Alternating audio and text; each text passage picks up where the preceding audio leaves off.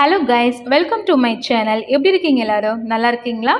Actually guys, இன்றைக்கி நம்ம ரொம்ப ரொம்ப முக்கியமான ஒரு இங்கிலீஷுடைய விஷயம் தாங்க பார்க்க போகிறோம். என்ன அப்படின்னு பார்த்தோன்னா, நம்ம இங்கிலீஷ் ஃபர்ஸ்ட் கற்றுக்கணும் அப்படின்னு வச்சுக்கோங்களேன்.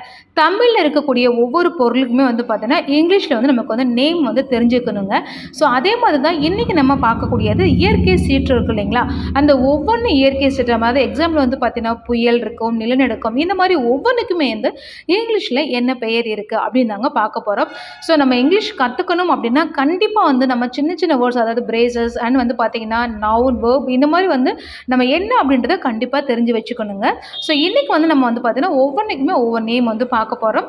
ஸோ ஃபர்ஸ்ட் பார்த்தீங்கன்னா இயற்கை சீற்றம் அப்படின்னா எப்படி சொல்லுவோம் அப்படின்னா நேச்சுரல் டிசாஸ்டர். ஓகேங்களா? இயற்கை பேரழிவு அல்லது நேச்சுரல் இயற்கை சீற்றம், அந்த மாதிரி நம்ம நேம் சொல்லலாம். அதுக்கு நேச்சுரல் டிசாஸ்டர். ஓகேங்களா?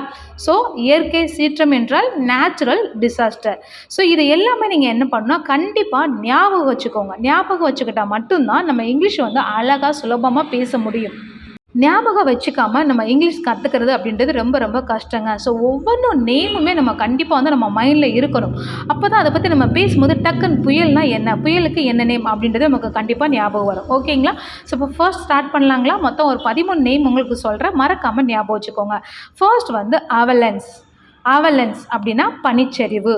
அவலன்ஸ் என்னது? பனிச்சரிவு. ஓகேங்களா? நெக்ஸ்ட் சைக்ளோன் என்றால் புயல். சைக்ளோன் அப்படின்னா புயல், சைக்ளோன். நெக்ஸ்ட் வறட்சிக்கு டிராஃப்ட். டிராஃப்ட் வறட்சி. எர்த்குவாக். எர்த்குவாக்னா நிலநடுக்கம்.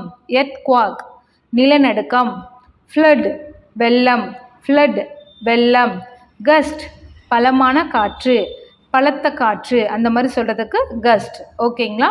ஸோ இதை நீங்கள் ஒவ்வொன்றுக்குமே ஸ்பெல்லிங் ஆல்சோ கண்டிப்பாக நீங்கள் தெரிஞ்சு வச்சுக்கிறது ரொம்ப நல்லதாங்க. ஸோ நெக்ஸ்ட் பார்த்தீங்கன்னா ஹீட் வேவ் அப்படின்னா வெப்ப அலை. ஹீட் வேவ் வெப்ப அலை. நெக்ஸ்ட் நிலச்சரிவு என்றால் லேண்ட்ஸ்லைடு. லேண்ட்ஸ்லைடு அப்படின்னா நிலச்சரிவு. சூறாவளி என்றதுக்கு டோர்னட்டோ. டோர்னட்டோ சூறாவளி, டோர்னட்டோ. சுனாமி என்றால் சுனாமி. தமிழில் சுனாமி தான், இங்கே டி மட்டும் ஆட் பண்ணி, டி ஆக்சுவலி சைலண்டில் வந்துடும், சுனாமி. ஓகேங்களா? வல்கனோ அப்படின்னா எரிமலை. வல்கனோ என்றால் எரிமலை.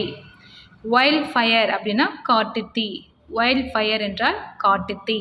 ஓகேங்களா? நெக்ஸ்ட் ஃபெமினோ ஒன்று வரும், அது வறட்சி. ஓகேங்களா? அதாவது பஞ்சத்தை குறிக்கும். ஓகேங்களா? ஃபெமினோ அப்படின்னா பஞ்சம். ஓகேங்களா? ஸோ அவ்வளோதாங்க. கண்டிப்பாக உங்களுக்கு இந்த வீடியோ ரொம்பவே யூஸ்ஃபுல்லாக நினைக்கிறேன். ஸோ மறக்காமல் ஒவ்வொரு நேம் ஞாபகம் வச்சுக்கோங்க. ஈவன் நீங்கள் ஸ்பெல்லிங் கொண்டு ஞாபகம் வச்சுக்கிட்டிங்கன்னா தான் நீங்கள் மேபி ஒரு வாட்ஸ்அப் பண்ணணும், இல்லை ஒன்று டைப் பண்ணணும் அப்படின்னா உங்களுக்கு ரொம்பவே யூஸ்ஃபுல்லாக இருக்கும். ஓகேங்களா? ஸோ உங்களுக்கு இந்த வீடியோ யூஸ்ஃபுல்லாக நினச்சிங்கன்னா மறக்காமல் சேனலை சப்ஸ்கிரைப் பண்ணிக்கோங்க. முக்கியமாக மறக்காமல் லைக் பண்ணுங்கள். ஸோ அப்போ தான் இந்த வீடியோ நிறைய பேருக்கு வியூ காமிக்கோங்க. ஸோ நெக்ஸ்ட் வீடியோவில் நம்ம மீட் பண்ணலாம். Thank you guys. தேங்க்யூ ஃபார் வாட்சிங்.